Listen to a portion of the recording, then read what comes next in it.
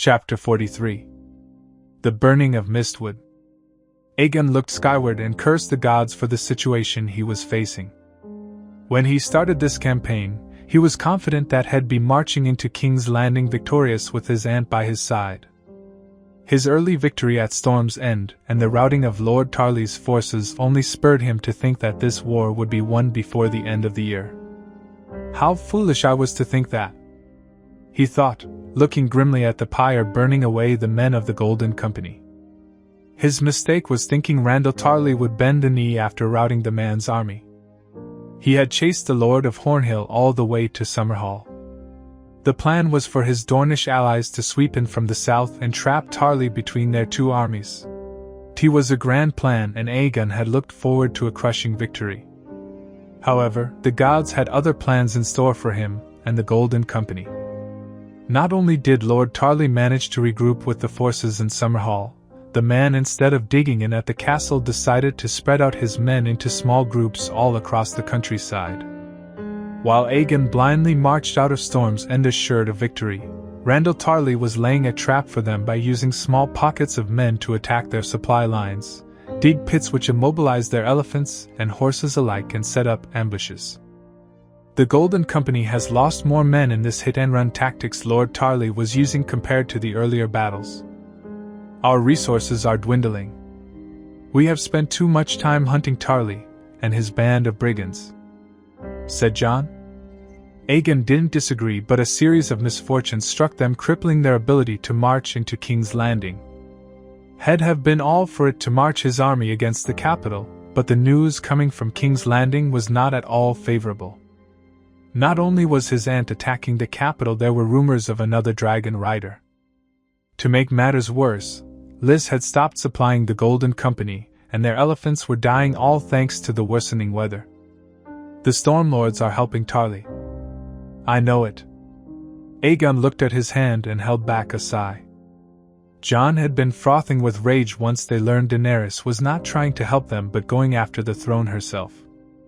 While they were stuck in the Stormlands in a war that was turning into a quagmire, his aunt was making tremendous gains against the Lannisters. Their inability to properly pacify the Stormlands had even blunted their invasion into the Reach. The Marcher Lords have managed to stand their ground despite the overwhelming advantage enjoyed by the Dornish army. We should stop fighting Tarly. It is a lost cause. We should join the Dornish army and help them push into the Reach, Rowley suggested. Join the Dornish? Jon scoffed. If it wasn't for them, we would have already won this war months ago. For once, Aegon was forced to agree with Jon's observation about his mother's family. His cousins, the Sand Snakes, have indulged in terrorizing the Marcher Lords instead of properly fighting the war. They've also somehow lost command of the Dornish forces fighting the war. The details were sketchy, but many of the Dornish lords were in open rebellion for some reason. Chief among them were the Danes and Yornwoods. Still, he was half Martell. He felt it was his duty to defend his mother's house no matter his personal opinions. We don't know what has transpired in Dorne. Perhaps the Lannisters somehow influenced these rebel lords. With ravens not properly functioning, I'm afraid we might never know the real cause anytime soon, said Aegon. I know the Martells better than anyone, Your Grace. Their rule in Dorne has not been challenged by any Dornish houses in centuries.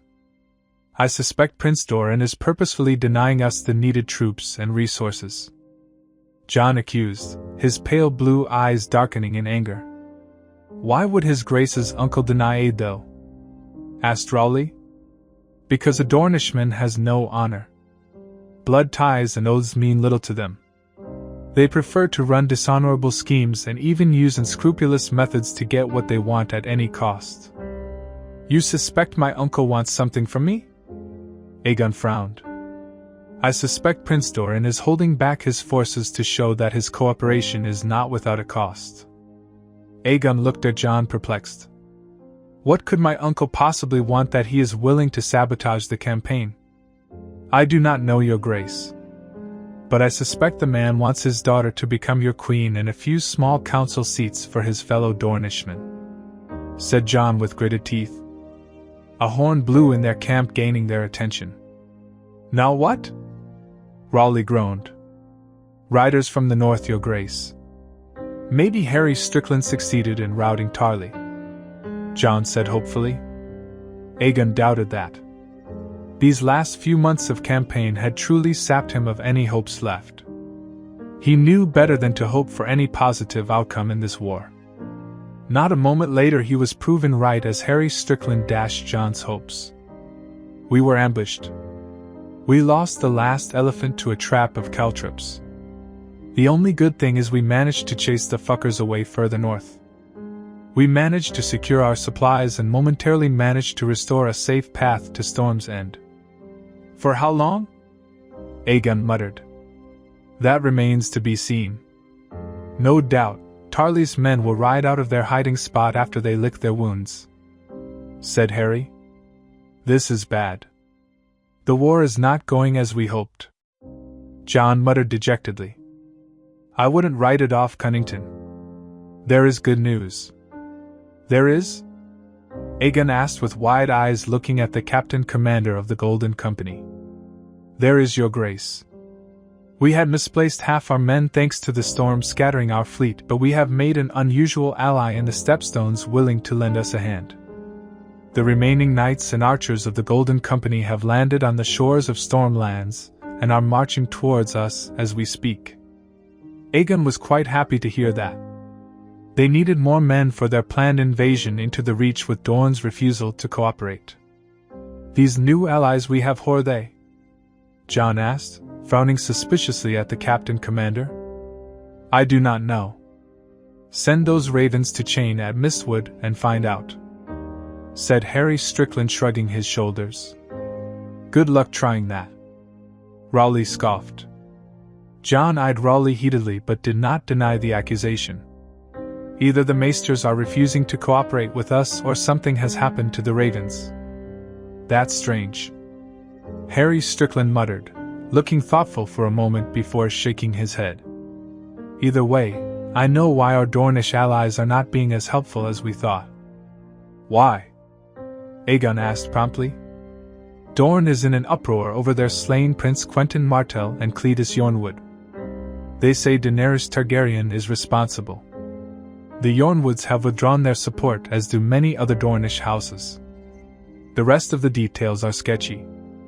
Some rumors claim there is a serious tussle going on in Sunspear between Prince Doran and Princess Arianne." Aegon and John exchanged a look at this revelation. "We'll know more when the rest of the army reaches us.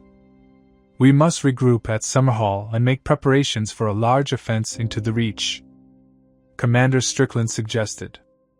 Tyrion hesitated as he reached the door leading down to the Black Cells.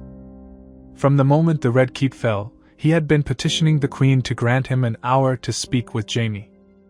Daenerys had granted him the request, but Prince Daeron decreed it so that the prisoners in the Black Cells were sentenced to solitary confinement until the court holds a trial. He knew that was just an excuse cooked up by the prince to assert his control over the Red Keep. The castle was overwhelmingly getting filled with supporters of Prince Daeron, and the Queen remained willfully ignorant or wholly unconcerned about the shifting ground reality. To make matters worse, the prince had been seen sending overtures to the lords of Crackclaw Point that have so far remained true to the Queen. He knew Varys was keeping a close eye on those meetings, and they only had little information so far. Not that he thinks it matters anymore. The Queen had agreed to an accord that see the last Targaryens unite their claims through marriage.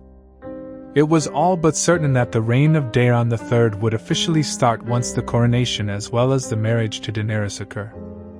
Perhaps it was the settling of the succession, or even the capture of his nephew Tommen, that changed Prince Daeron's mind. Either way, he was approached by Ser Barristan bearing the news that he was allowed to visit Jaime. At first, he was a little surprised and just thanked the night before confining himself to his room. For 2 days he drank himself to a stupor in his room, barricading himself from everyone else in the castle. This was the 3rd day, and he was ready to meet his elder sibling. Letting out a deep breath, he gathered himself before nodding at the guard. The door was unlocked and pushed open. He trekked down the familiar set of stairs to the black cells where he was imprisoned a few years back. Unlike before, there were guards posted near the cells with some candles burning, warding off the darkness in the prison. Smart of Prince Daeron. And living proof that the famed black cells are not as secure as Maegor Targaryen envisioned. Tyrion thought. He found a small stool set a few paces away facing a prison cell. He looked in askance at the guard accompanying him. His Grace clearly ordered us to keep you away at an arm's distance from the cell, the guard said sharply before banging the cell bars. Lannister, you have a visitor. Without protest, Tyrion sat on the stool and looked into the dark cell. He could see a small movement in the darkest corner of the cell and the faint sound of rattling chains. You came, huh? Tyrion heard his brother whisper from inside the cell. I'd have come earlier, but I wasn't granted permission from the prince, said Tyrion. I see. I'd have assumed Daenerys Targaryen was giving the orders, not Rhaegar's bastard. Jaime let out a throaty chuckle. I wouldn't call Prince Daeron a bastard if I were you, Tyrion warned. Why? He'll die either way. It's not likely that he'll be shown mercy for being a well-mannered prisoner. Jaime scoffed. Maybe. But there is Tommen to consider, said Tyrion, earning a long silence from Jaime. What about Tommen? Jaime finally asked. He has been taken into custody. For now, Tommen remains well cared for, but Tyrion trailed off.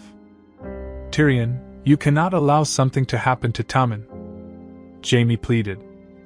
Tyrion could hear the desperation in his brother's voice, but he was not moved. Tell me something, Jaime. Tisha, she was not a whore, was she? A long stretch of silence followed his question.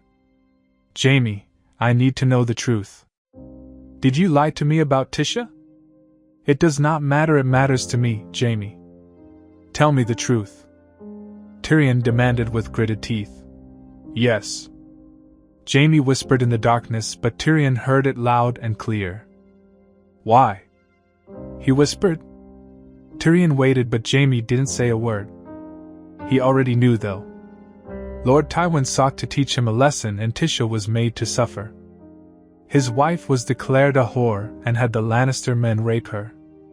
The most horrific act was he was also ordered to fuck her, and he did, trusting the lies spun by Jaime. He hated his father and his brother for what happened. But most of all, he hated himself for what he did that day. Daeron and Daenerys have taken flight on their dragons.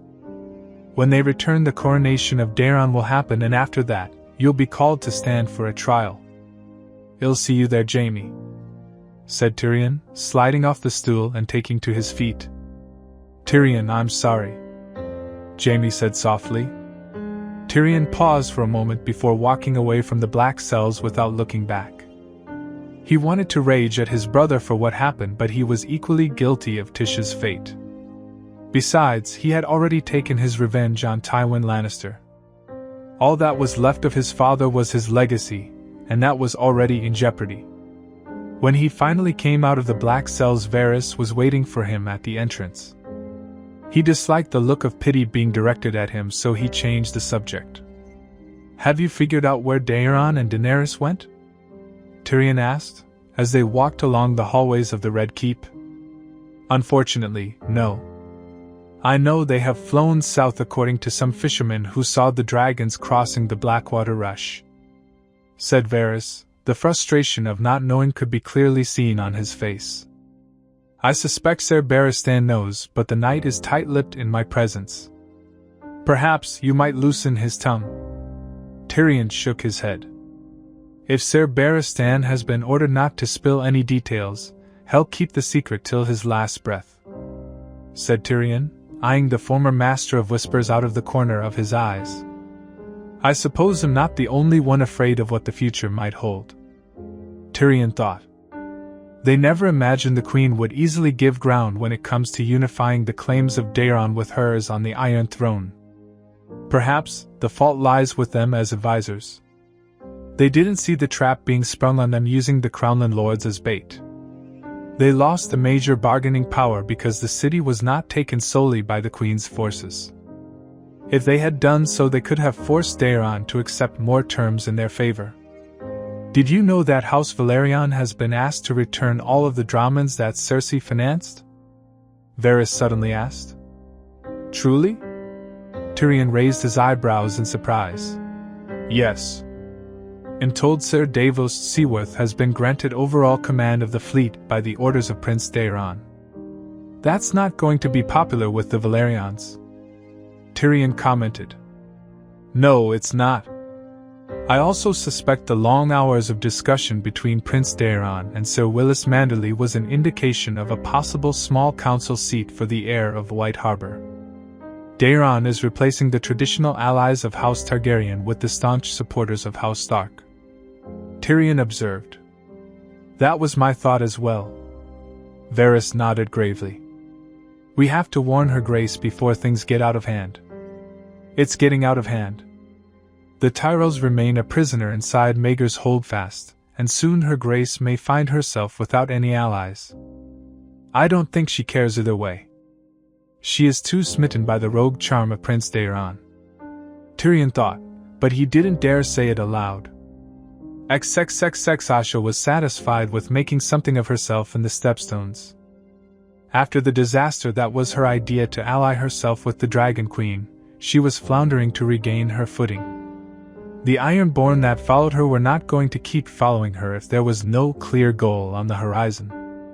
The Ironborn that followed her clearly did not want to work under Euron. In some ways, they saw the disaster her uncle will undoubtedly bring to the shores of their home islands. But that doesn't mean all of them were willing to follow her, no questions asked. She had proven her mettle at the sea, but now she had to rise even beyond being just the captain of a ship. She needs to show true leadership that offers a stable future for the Ironborn. An alliance with the Dragon Queen would have offered her people a future in the Iron Islands. But that was not to be. Her standing amongst her fellow Ironborn was on a knife's edge when she came into contact with the Golden Company.